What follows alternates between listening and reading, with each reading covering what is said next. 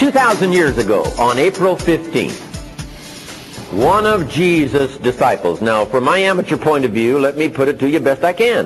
One of Jesus' disciples said to Jesus, "It's time to pay our taxes and we don't have any money." That's how come I know it was around April 15th.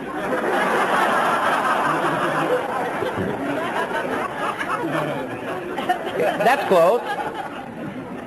In response to this statement by this disciple, Jesus said, "No problem." Now, why could he say no problem? Well, word has it, if you're a scholar at all, word has it, Jesus was a miracle worker. If you handed a problem to a miracle worker, what would he be inclined to say? No problem.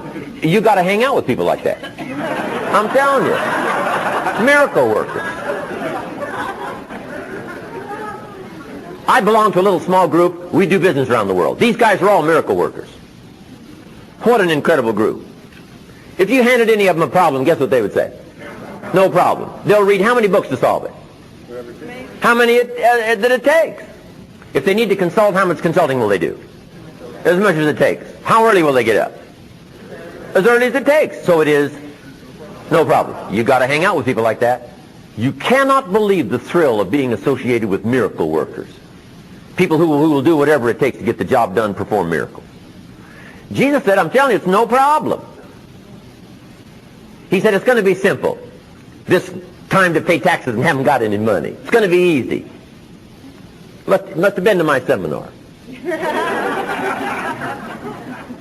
Jesus said it's going to be easy. He said to his disciple, "Here's how easy it's going to be. Just go fishing." Now, it can't be any easier than that.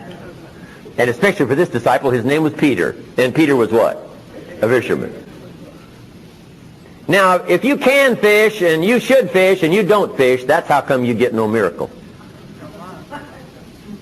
But he said to his disciple, "Just go fishing. And the first fish you catch, look in his mouth." Peter said, "Okay." He was used to it.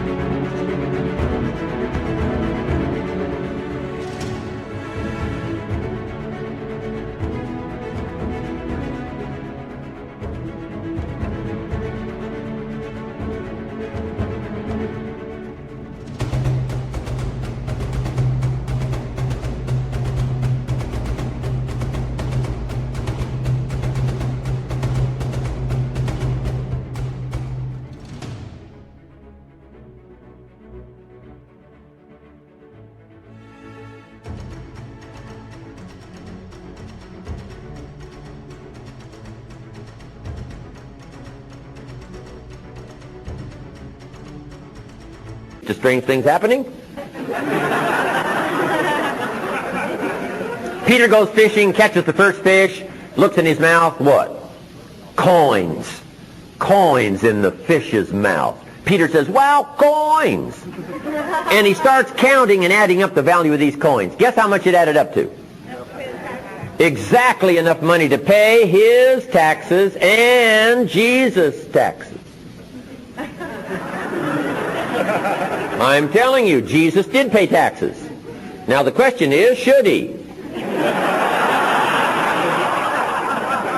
And my book coming up is going to answer that question, right?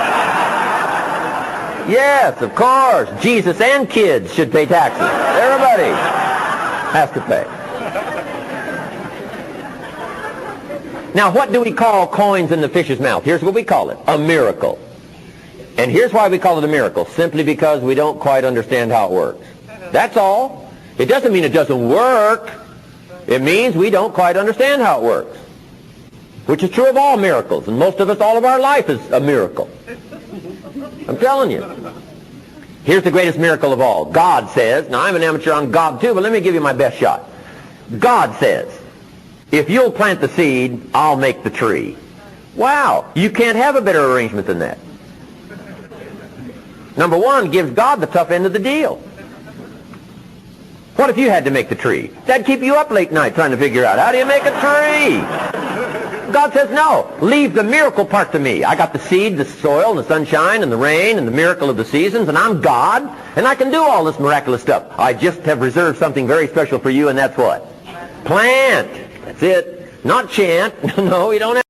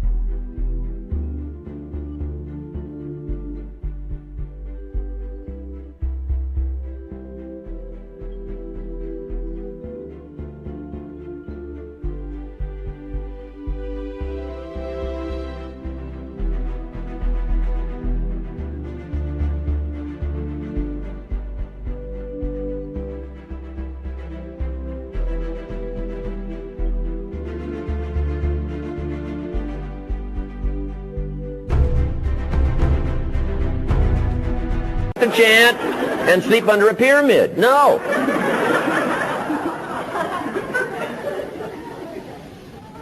But if you want a miracle, you've got to do whatever you can do, and if that's plant, it's plant. If it's read, it's read. If it's change, it's change. If it's study, it's study. If it's work, it's work. Labor, whatever you got to do. So that's number one. Labor that works miracles. Number one, do what you can.